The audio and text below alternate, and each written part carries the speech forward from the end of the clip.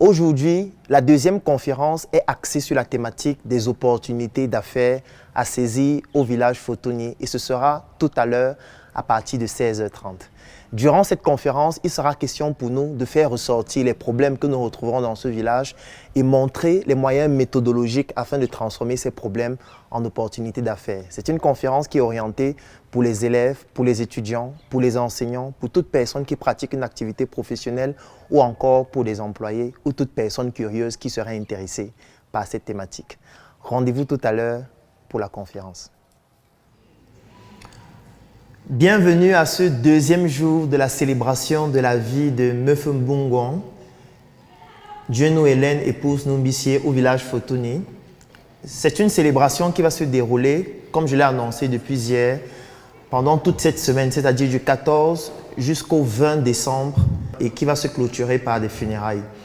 Et pour cette célébration, nous avons décidé d'axer cela sur trois aspects stratégiques. Le premier aspect, c'est l'aspect sur le plan entrepreneurial. C'est la raison pour laquelle depuis hier, nous donnons des conférences ici au foyer même. Hier, c'était la conférence sur la thématique d'apprendre à apprendre.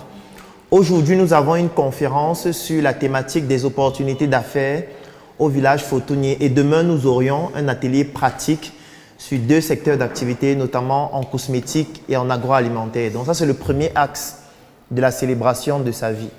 Le deuxième axe, c'est l'axe médical. C'est-à-dire, ce jeudi, nous aurions une campagne de sensibilisation et de dépistage qui va se dérouler à l'hôpital de Fotonier et qui sera totalement ouverte, cette campagne, à toute personne qui aimerait bénéficier de sensibilisation, de consultations gratuites ou encore même de certains médicaments qui seront offerts à l'hôpital et qui seront distribués à la population. Et le troisième axe, bien évidemment, c'est l'axe qui est beaucoup plus basé sur l'organisation, la commémoration et les funérailles qui vont être le clou du spectacle ce dimanche. Donc aujourd'hui, nous sommes rendus au deuxième jour de la célébration de sa vie et nous allons parler des opportunités d'affaires au village Fotonier. Alors ça, c'est une thématique qui est assez importante à chaque fois qu'on se retrouve dans un environnement bien précis pour essayer de comprendre quelles sont les opportunités que nous pouvons saisir dans cet environnement-là afin de pouvoir se rendre déjà utile pour soi-même, utile pour sa famille, utile pour sa communauté et plus globalement utile pour son pays et pour son continent. Donc, nous avons commencé hier par expliquer comment fonctionne le cerveau, la notice du cerveau. Nous avons parlé de la mémoire à court, à moyen et à long terme. Nous avons parlé de tout ce qui concerne la physiologie du cerveau et c'était la thématique d'apprendre à apprendre afin de permettre à chaque participant de comprendre exactement comment fonctionne son cerveau, comment transformer son environnement en modifiant la manière dont on se perçoit soi-même afin de pouvoir apporter des solutions pertinentes dans son environnement. Donc c'est la raison pour laquelle la première journée était principalement axée sur cette thématique d'apprendre à apprendre. Aujourd'hui, nous allons parler des opportunités d'affaires au village Fotonier. Avant de parler d'opportunités d'affaires au village Fotonier, je vais d'abord commencer par m'appesantir sur les mots-clés de la thématique du jour. C'est-à-dire, nous avons les opportunités, nous avons les affaires et nous avons un environnement géographique bien précis qui est Fotonier, qui est un village qui est situé dans le Hongkam, c'est à l'ouest du Cameroun. Pour ceux qui nous suivent en direct et qui sont dans beaucoup d'autres pays et qui sont en train de nous suivre actuellement, qui doivent certainement se demander Fotonier, ça se trouve où? Donc nous sommes bien à l'ouest du Cameroun, plus précisément dans le Hongkam, dans ce village qui nous est tous cher et dans lequel nous sommes en train d'effectuer cette conférence au foyer. Donc je vais commencer par expliquer les différents mots-clés de la thématique avant que nous ne puissions entrer de manière beaucoup plus directe dans les opportunités que nous pouvons saisir dans cet environnement et surtout comment faire pour saisir ces opportunités-là, quelle est la méthodologie à appliquer, quelles sont les techniques et surtout en fonction de son statut, qu'on soit un élève, qu'on soit un étudiant, qu'on soit un enseignant, qu'on soit un salarié, qu'on soit même entrepreneur, comment est-ce qu'on peut faire pour bénéficier de ces opportunités? La première chose en ce qui concerne les opportunités, c'est le fait que dans opportunité, il y a un aspect très important, c'est l'aspect de la force, c'est l'aspect de la promptitude, c'est l'aspect de comprendre que vous n'êtes pas le seul à observer ce qui se passe dans votre environnement. vous n'êtes pas la seule personne à se rendre compte que dans votre environnement, il y a des opportunités à saisir. Donc, quand vous êtes dans un environnement, il faudrait être suffisamment vigilant pour identifier les opportunités et surtout savoir les saisir. Et saisir prend en considération l'aspect force, c'est-à-dire prendre avec force. Parce que la plupart des fois, on se dit que pour saisir une opportunité, on peut rester chez soi et attendre que l'opportunité vienne nous chercher. Ou alors, il y a quelqu'un qui va venir nous expliquer qu'il y a telles opportunités, alors qu'en réalité, c'est à nous d'avoir un cerveau orienté solution et de comprendre que tous les problèmes que nous avons dans notre environnement, nous pouvons transformer ces problèmes en opportunités. Parce qu'en réalité, en entrepreneuriat, problème égale opportunité d'affaires. Donc, lorsqu'on parle d'opportunité, il faut comprendre que beaucoup d'autres personnes comme vous sont dans le même environnement et ne voient pas forcément les choses comme vous, n'attendent pas forcément à la maison que l'opportunité vienne les trouver. Ces personnes se lèvent, ces personnes travaillent, ces personnes se forment, ces personnes étudient afin de pouvoir comprendre beaucoup plus facilement comment identifier et saisir ces opportunités. Moi, j'aime toujours à dire que lorsque je me balade en route et je regarde l'environnement, je n'ai pas le même angle de vue que quelqu'un qui n'a pas les mêmes connaissances que moi. Qu'est-ce que je veux dire par là? Lorsqu'on écoute par exemple une chanson, pour quelqu'un qui est pianiste, qui écoute une chanson, et pour quelqu'un qui ne l'est pas, vous n'allez pas écouter la chanson de la même façon. Moi qui suis pianiste, quand j'écoute une chanson, j'essaye de savoir déjà est-ce qu'on a utilisé l'instrument du piano, quelle est la note musicale qu'on est en train d'utiliser, on est en train de jouer en quelle phase. Je vais essayer de mesurer le talent du pianiste qui a eu à jouer pour composer cette mélodie. Donc moi, je suis en train d'écouter la musique, mais je n'écoute pas la même chose que vous, qui n'êtes pas pianiste.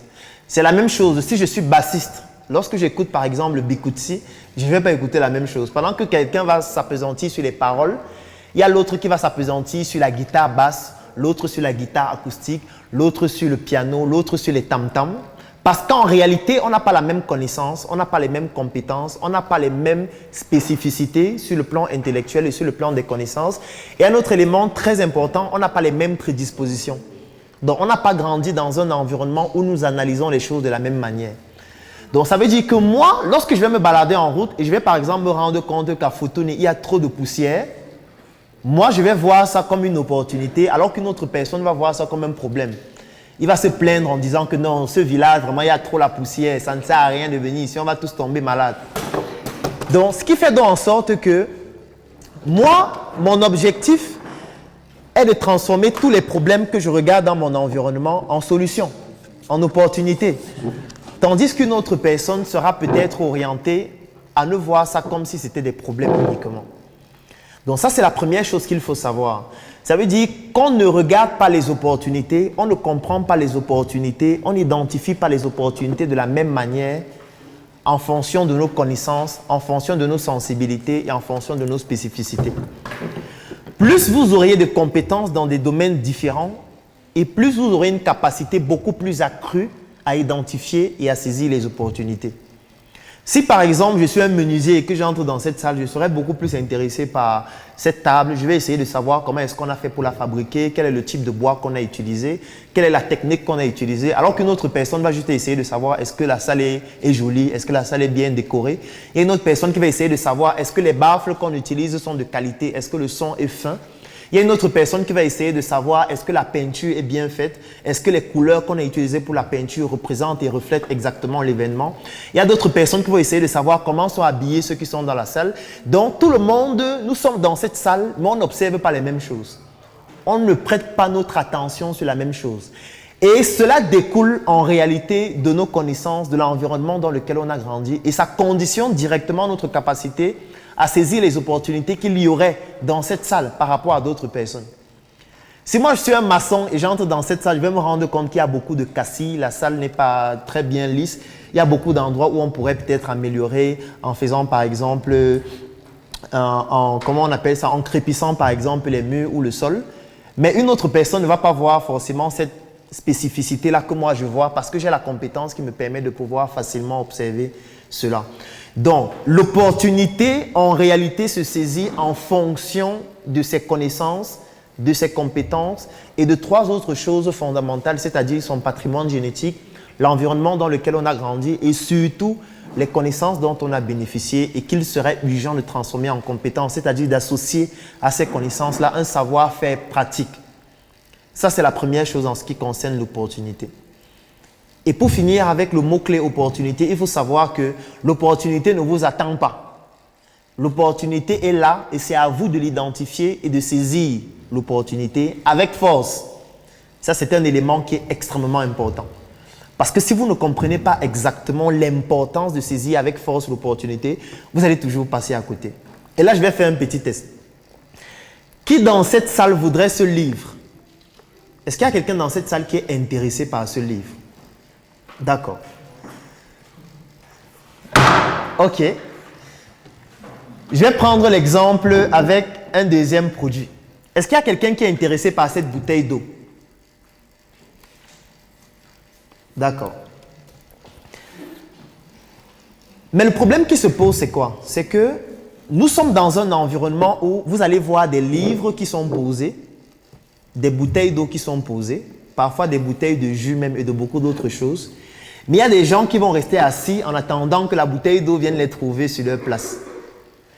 Par contre, il y a d'autres, comme j'ai vu certains le faire tout à l'heure, qui vont se lever et qui vont essayer de venir prendre. Comme on a dit que je suis qui est intéressé là, je m'en vais directement récupérer.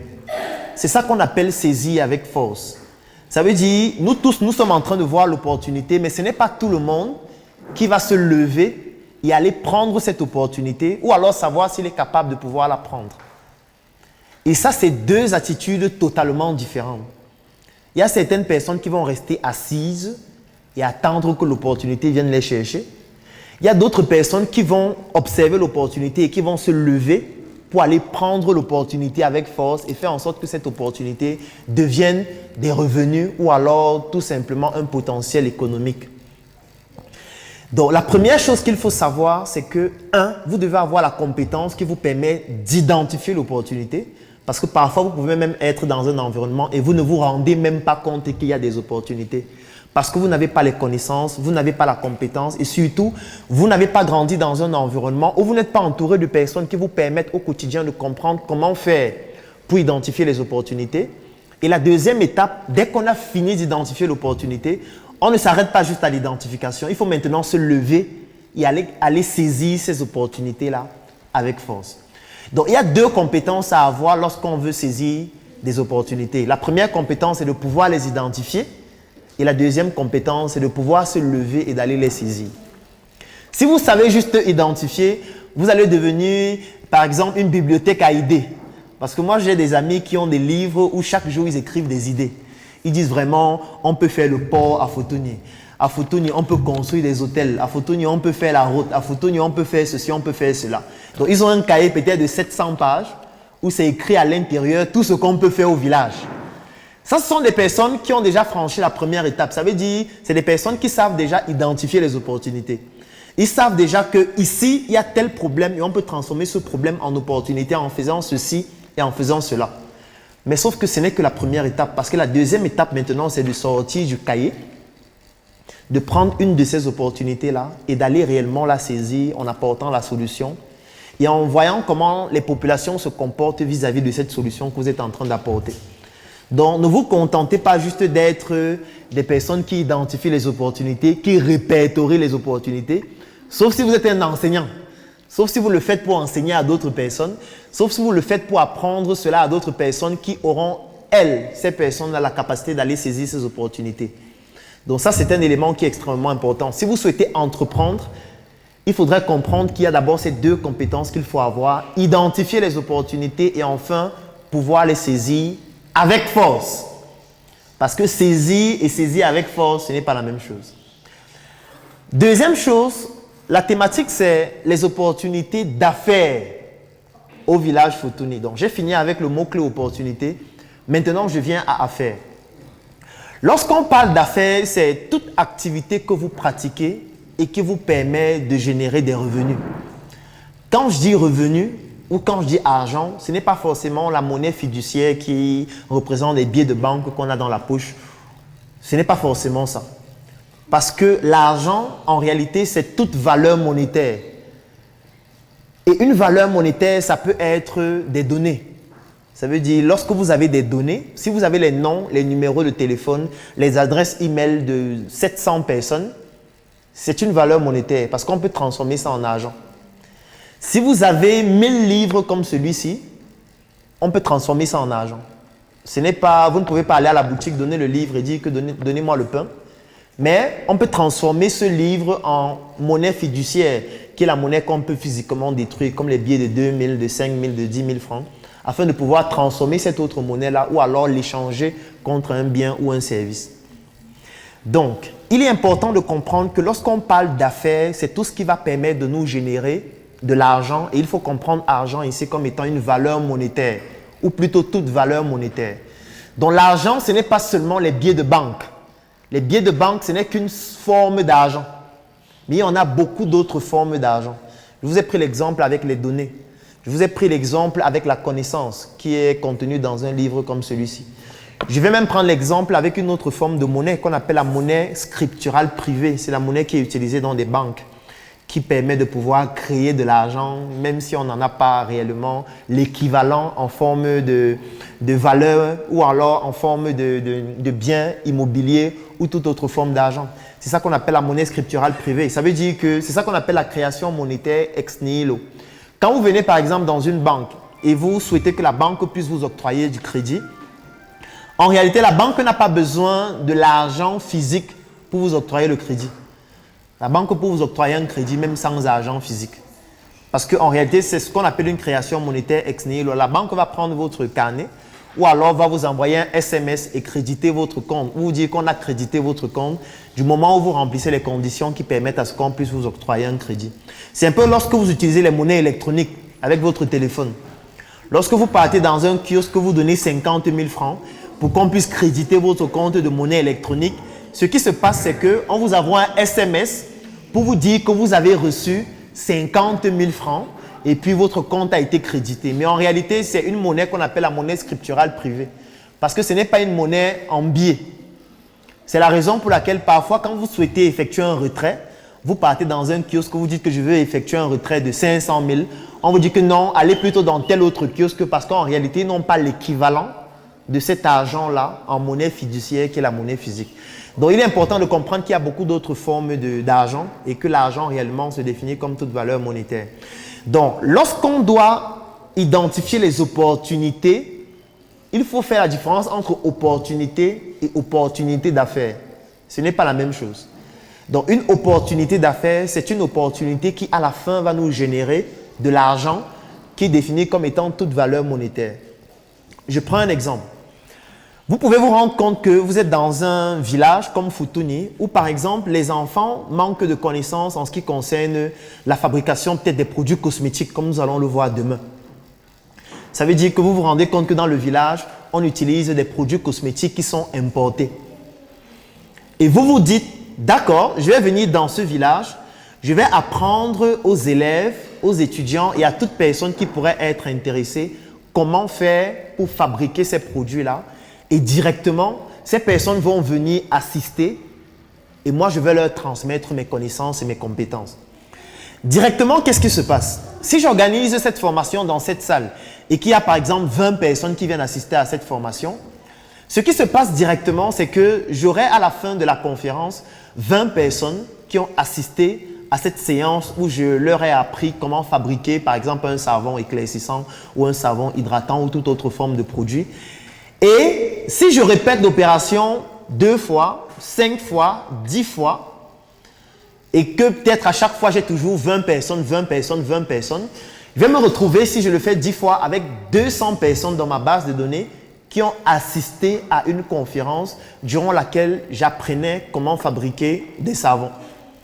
Alors, cette information que j'obtiens, je peux la transformer en argent de plusieurs manières. La première manière de transformer cela en argent, c'est par exemple de vendre à ces personnes le nécessaire pour fabriquer le savon. Parce que quand je vais vous apprendre comment fabriquer un savon, il y a beaucoup d'éléments que vous devez utiliser afin de pouvoir le faire. Il y a par exemple les intrants, il y a par exemple les ustensiles et le matériel qui doivent vous permettre de pouvoir le faire. Il y a par exemple des moules, il y a par exemple de pouvoir utiliser du beurre de karité ou beaucoup d'autres produits qui entrent dans la fabrication du savon spécifique que je souhaite fabriquer. Et directement, donc, je peux transformer cette base de données en valeur monétaire si je sais exactement comment procéder. Donc, il est extrêmement important de comprendre que dans cette thématique, transformer les opportunités en opportunités d'affaires, c'est extrêmement important dans la démarche selon laquelle il faudrait pouvoir générer une valeur monétaire au bout de la chaîne. Parce que si vous avez une opportunité qui ne génère pas une valeur monétaire, ce n'est pas une opportunité d'affaires. Donc, lorsqu'on parle d'identifier et de saisir les opportunités d'affaires au village Fotoni, il faudrait que ce soit des opportunités qui permettent de générer une valeur monétaire afin que vous puissiez transformer cette valeur monétaire soit en monnaie fiduciaire, en toute autre forme de monnaie que vous pouvez utiliser. Donc ça, c'est le deuxième mot-clé. Lorsqu'on parle d'affaires, c'est forcément lié à l'argent. Il faut considérer l'argent ici comme toute valeur monétaire. Ce n'est pas seulement les billets de banque. Et maintenant, enfin, le mot-clé, en fait, il est lié à l'environnement dans lequel on se trouve, c'est-à-dire Fotoni, qui est un village, comme je le précisais tout à l'heure, qui est situé dans le Hongkam. Le Hongkam, c'est à l'ouest du Cameroun. Donc, si on veut saisir les opportunités d'affaires à Fotoni, il faut d'abord comprendre la structuration du village Fotoni. Il faut comprendre la sociologie des personnes qui y vivent. Il faut identifier tous les problèmes qu'on retrouve dans ce village parce que je l'ai expliqué tout à l'heure qu'en réalité, les opportunités découlent des problèmes. C'est lorsqu'on identifie un problème et qu'on transforme ce problème en une solution qui va permettre de résoudre le problème que naît une opportunité qu'on peut transformer en opportunité d'affaires du moment où, à la fin, il en résulte une valeur monétaire qu'on réussit à créer. Qu'importe le type de valeur monétaire, du moment où c'est une valeur monétaire, ça devient donc une opportunité d'affaires. Et le premier exercice que je vais donner, il sera très simple. Il sera donc question pour chacun d'entre vous d'identifier à Fotoni quels sont les problèmes qu'on rencontre lorsqu'on se rend au village Fotoni. Donc chacun de vous aura 10 minutes pour identifier 5 problèmes qu'il a rencontrés depuis qu'il est à Fotoni. Le problème peut être dans n'importe quel secteur d'activité. Ça peut être à l'hôpital, ça peut être sur la voie publique, ça peut être à l'école, ça peut être lorsque vous essayez d'acheter un produit que vous ne retrouvez pas, ça peut être dans n'importe quel secteur d'activité. Donc, essayez d'identifier 5 problèmes que vous avez rencontrés depuis que vous êtes à Fotoni. Et après les 10 minutes d'exercice, je vais choisir certaines personnes qui vont venir devant me présenter ces problèmes-là et nous allons voir comment faire pour transformer ces problèmes dans un premier temps en opportunité, ensuite en opportunité d'affaires et enfin nous allons voir la méthode par laquelle on transforme ces problèmes-là en opportunité d'affaires dans cet environnement qu'est le village Fotoni. Ça peut être dans n'importe quel domaine. Donc vous listez juste 5 problèmes. Et après les 10 minutes, je vais identifier quelques personnes qui vont venir présenter les problèmes identifiés. Des vêtements et accessoires taillés sur mesure pour vous par nos meilleurs artisans de mode.